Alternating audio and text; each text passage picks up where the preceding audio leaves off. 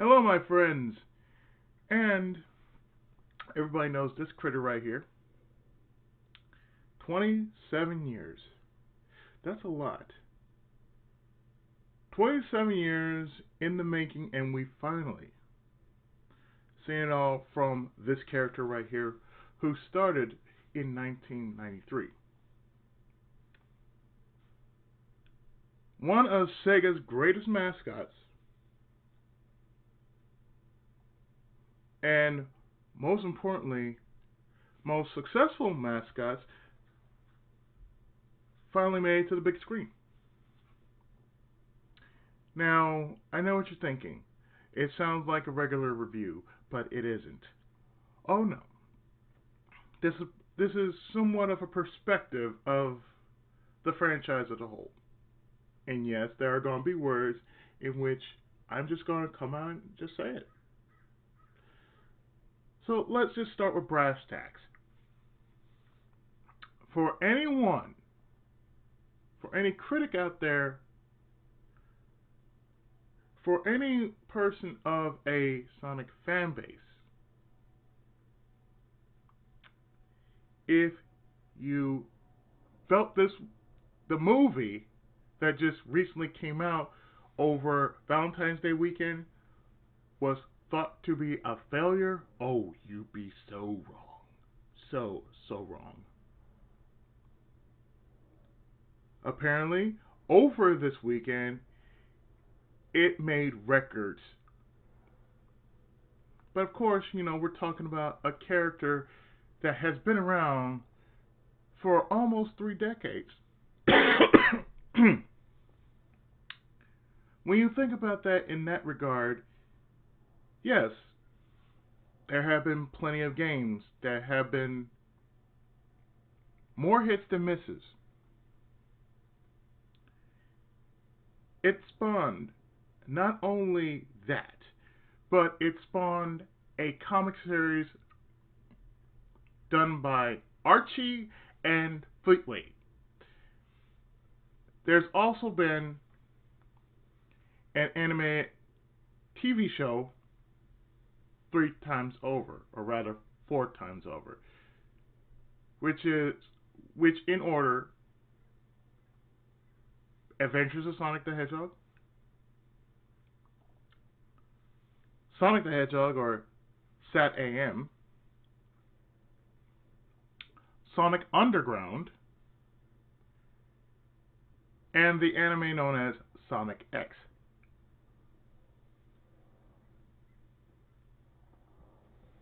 There's also been an OVA based off, say, Sonic Boom. Let's just say that it was based off of Sonic Boom because at the time that it did come out, Sonic Boom was the only thing that was inspired to make the OVA. So that tells you something right there.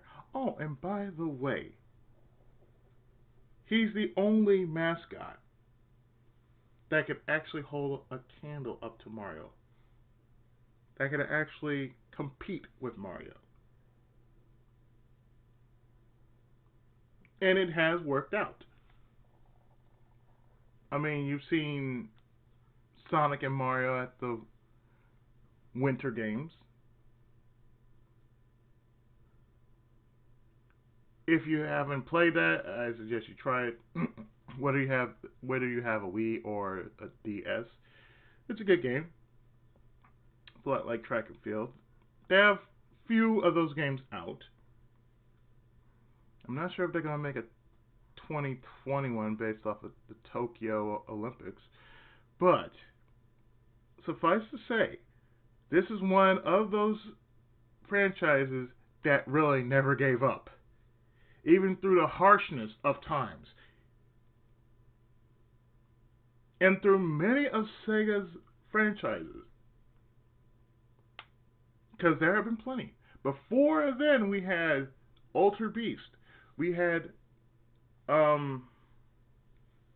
Alex Kidd,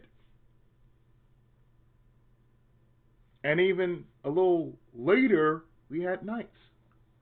So when I saw the movie, I can always say I had nothing but good news. I came in excited. I came in knowing full well I am gonna have words. And I did. I had nothing but good words.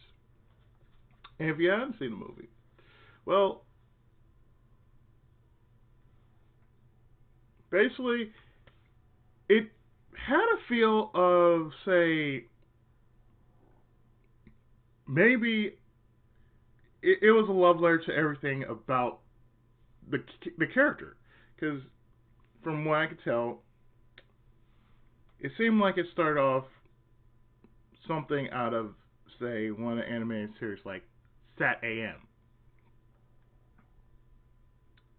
because it started off light, but yet it turned dark real quickly at the beginning, and then after that, it went from Sat AM to Sonic Adventure. The entire time, we're we're taken from a mystical world in which our hero here has to basically escape with his life after his adopted parent tries to protect him from hunters, echidnas, no less. He shows up in the human world, befriends a small town sheriff, and it spreads to this widespread adventure across the United States. Well, it's not widespread, but it's cross-country adventure across the United States. I will say this: Jim Carrey actually he killed it.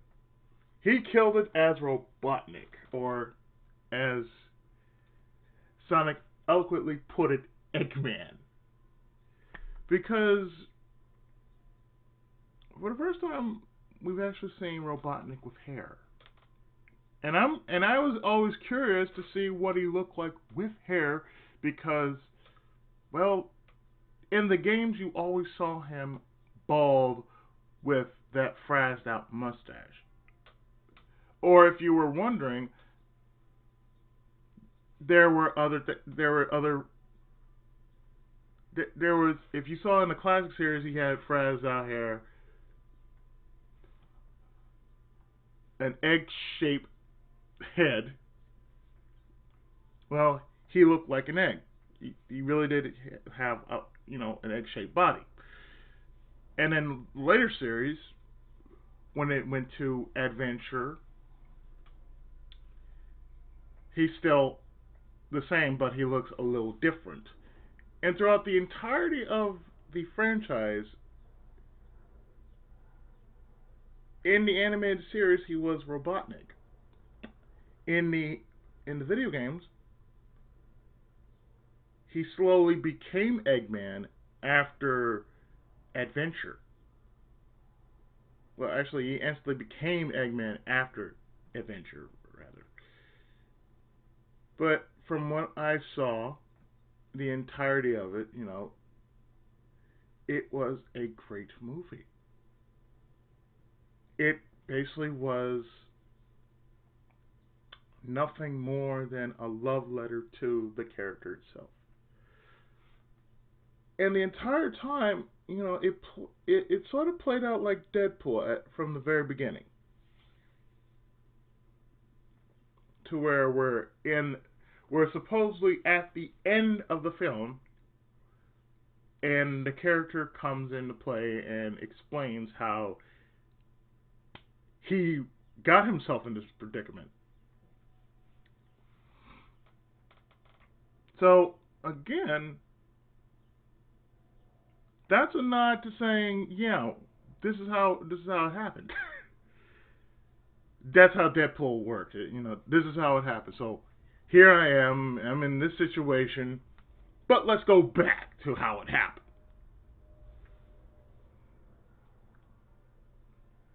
And let me see, what else was there about this? Yeah,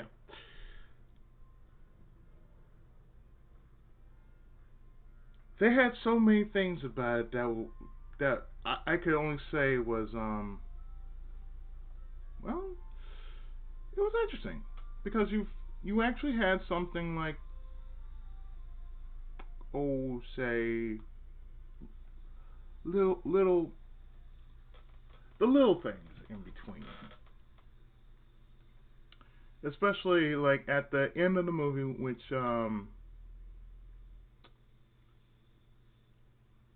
our heroes actually take on Robotnik, or rather Eggman. Eggman finally got what came to him, which was a punch in the face. It's like, how many times did you want to just hit that smug son of a bitch, and finally somebody did it? It took one person to basically hit that smug son of a bitch, let him know, okay, look, you may be smart, but you're still stupid.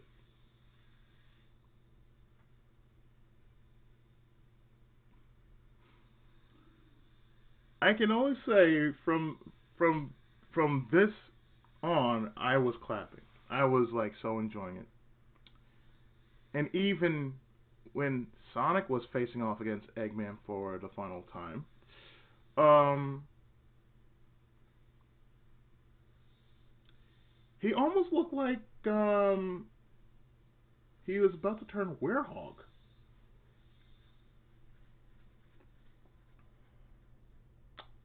And for that reason, from start to finish, the movie itself just basically set itself up for a sequel because of one orange two-tailed fox by the name of Miles Prower.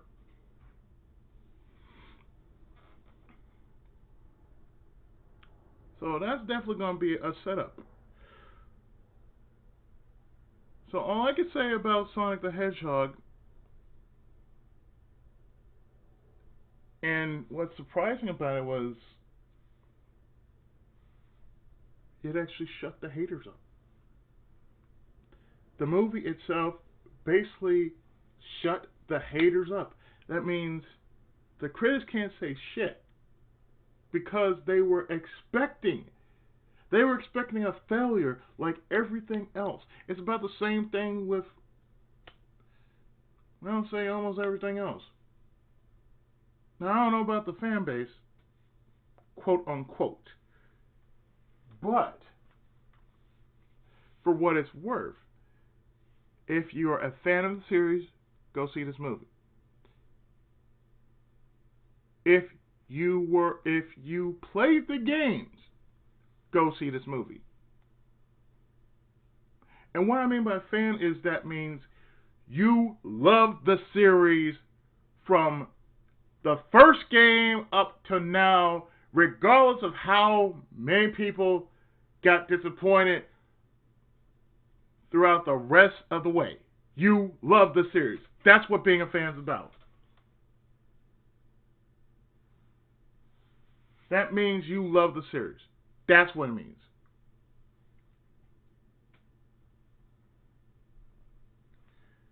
That's what it means to be a fan. And that's the one thing that fandoms tend to forget. When you make a fan base, when you make a fandom, it's about the love you have for a certain franchise or a certain series.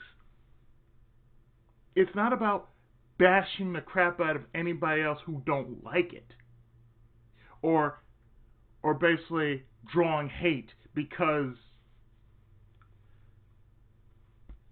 I like this. If you don't like it, well, go fuck yourself. No, it's not about that.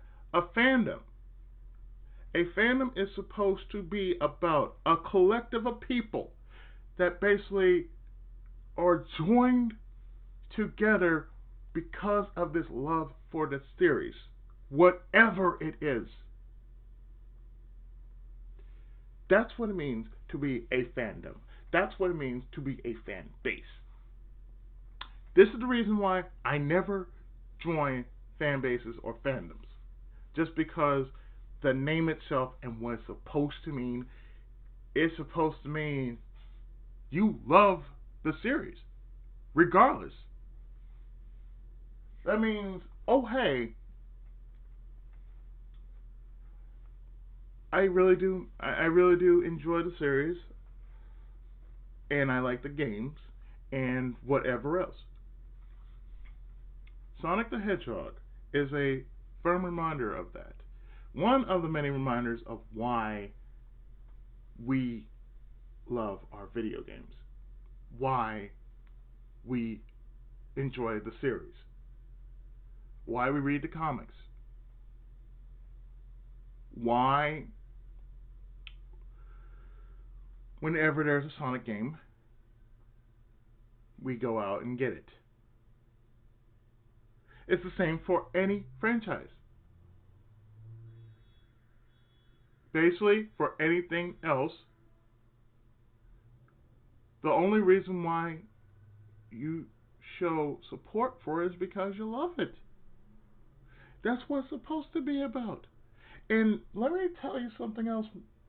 When I was in there the entire time yesterday, believe it or not, there were a lot of families that showed up for this movie. I mean, families. There were kids wearing Sonic t-shirts, wearing Sonic backpacks.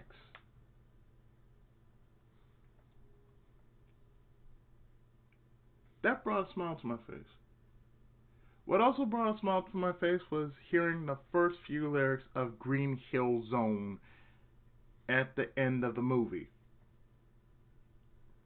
Because, as it was, the movie had a Green Hill Zone in Montana.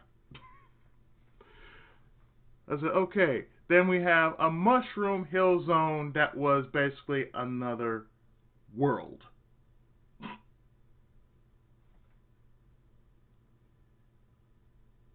Like I said, as a gamer, I catch on to this because even though I do not follow the fan base or the fandom, I do follow the series.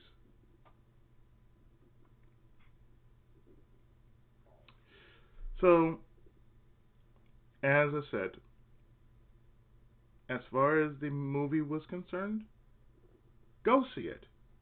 Because the ending, the basic ending of it was just simple. It made me feel happy. And that's a rarity. It actually made me feel genuinely happy. Not because of what happened, but it just reminded me of what this character means to me as a gamer. This is something I grew up with. This is a part of my childhood. This was, this was that crazy, stupidly fast character that basically outran the camera in Sonic 2. And can do the same thing in Sonic Adventure.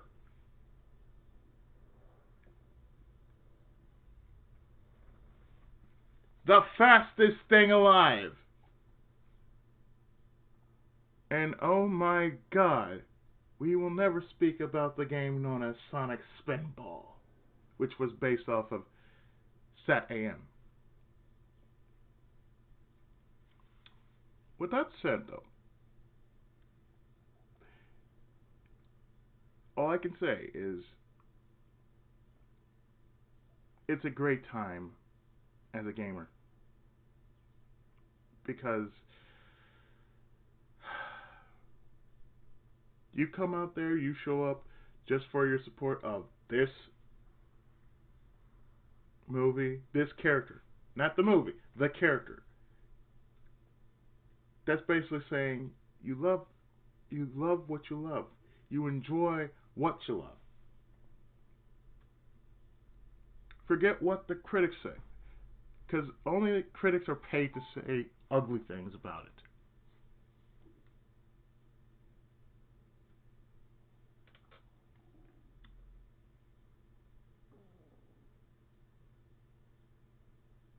So what I'm going to do is I'm actually going to stop here. And next time, well, more great content on my channel. So I hope you have enjoyed this perspective and review of Sonic the Hedgehog. And 27 years, man. 27 years. Keep on ringing, Sonic. Keep on ringing.